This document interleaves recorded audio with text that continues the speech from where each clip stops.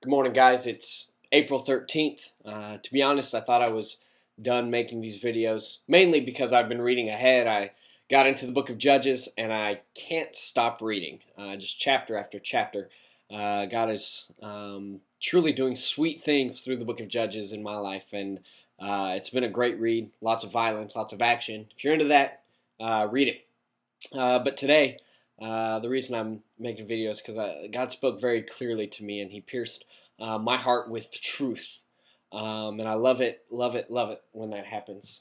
In Luke chapter 12, I didn't pick my nose; it was just itching. But anyways, in Luke chapter 12, Jesus is talking about you need to watch, watch for when when He's going to come back.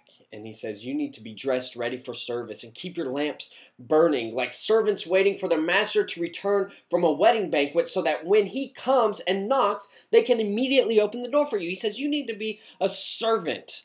Not you need to be a servant, but you're like a servant that is waiting for the master to come back from a wedding banquet. And when I think of a wedding banquet, I think of a man in his choicest clothes. Today, I think it would be like a tuxedo, maybe even one of those penguin tuxedos, and with a fancy watch. And when you look at him, you're like, man, he looks great. He's all spiffed up because he just went to a wedding banquet. And he says, when he knocks, it will be good for those servants whose master finds them watching when he comes. And here's the good part. Truly, I tell you, he will dress himself to serve. It says the same guy that has gone to this wedding banquet, that is dressed in all this splendor, he is going to come, knock on your door, ready to what? Ready to serve. He's dressing himself to serve. How many of you guys, I know prom's coming up, how many of you guys are dressed in your fancy prom dress and your tuxedo, and then you say, you know what, I'm going to go mow the lawn or go clean the bathroom or go serve somebody in my fancy outfit? No, what do? You go home, you change in order to serve. And I just got this great image of Jesus in all His splendor and all His majesty, where I can't do anything but bow down to the Father. He has come for a different purpose than I would think. I would think that He has come and He wants me to serve Him because He is dressed in His choicest clothes, that He is. But instead, what does He come? He comes to serve. And He comes to serve in all His majesty, in all His glory. What a great God we serve, that He is able to do that. That He comes from a wedding banquet, and in His finest clothes and in His finest look, He says, you know what? I'm going to bow down and serve you. I'm going to wash your feet. It actually says here that it will be good for those servants whose master finds them ready, even if he comes in the middle of the day,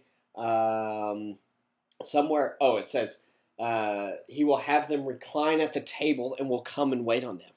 He's going to be their servant. He's going to be their waiter. Being a waiter or waitress is not a glorified job. Even back then it was probably even worse than today. But that's what He has come to do. He's come to serve us. What a God we serve. And then the second thing in Luke that spoke to me, in the same chapter, verse 47, he says, the servant who knows the master's will and does not get ready, or does not do what the master wants, will be beaten with many blows. But the one who does not know and does things deserving punishment will be beaten with few blows. Those of us that know what to do and don't, we're going to be beaten with many, many blows. And then the ones that don't know what they're supposed to do and they don't do it, it says, okay, you're going to be beaten with few blows. And then here's the part that got me. It says, from everyone who has been given much, much will be demanded. And from the one who has been entrusted with much, much more will be asked. And I looked at my own life and I was like, God, you've given me so much. You have entrusted me with so much. Not just with this ministry job, but with Katie, with my wife, with all those that may look up to me, with God's just given me so much, and He's entrusted me with so much. And that's great. But the next line is just so scary. He says, because you've been entrusted with much, much more will be asked. And I had to think and ask to myself, have I really been answering that call? Have I really been, he's entrusted me with much, and he's asked much of me, and have I done much? Have I done much in my character, in my own life? As 2 Peter, have I added these things unto my faith? And have I discipled you guys in the way that God has called me to? You know, and part of me says that I haven't. It's just an eye opener, and it's like, man, it's great to know God. It's great to know the message that He has given us, but at the same time, it comes at a cost. Because if I know and I don't do, He says, many blows. You know, it's just kind of a scary thought. You know, I want to ask you guys to examine your own life and see how much God has entrusted you with. If you're a big sister or big brother, He's entrusted your siblings to you.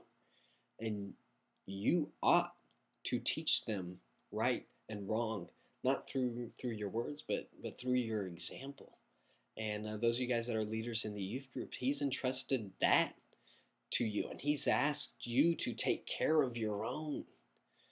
You know, and so as we see how much God has entrusted us, and we put it on that weight scale, and He's asked much of us, are we doing what He's asked?